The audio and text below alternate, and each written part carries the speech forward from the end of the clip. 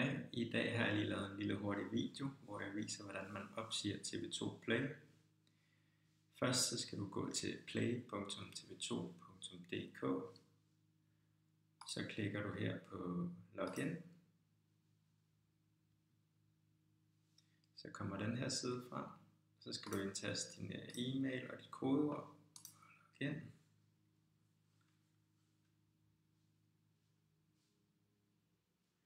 Når du er logget ind, så kan du klikke enten her på Mit TV2 Play eller op på din mail, som vil stå heroppe. Så kommer du til denne side, hvor at du ruller ned, rimelig langt ned på siden, her til under punktet abonnementer, hvor du kan se hvilken pakke du har, hvornår den er oprettet, eller sidst fornyet, og hvornår den næste gang bliver trukket.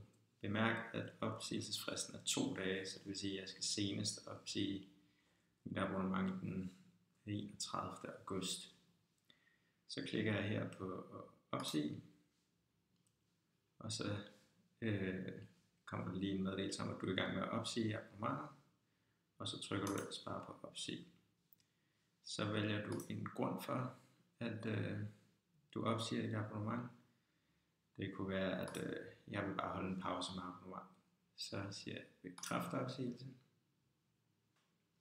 Og nu er mit abonnement opsagt. Det var det. Jeg håber, at det var nemt at finde ud af, og du kan bruge min guide til noget. God dag.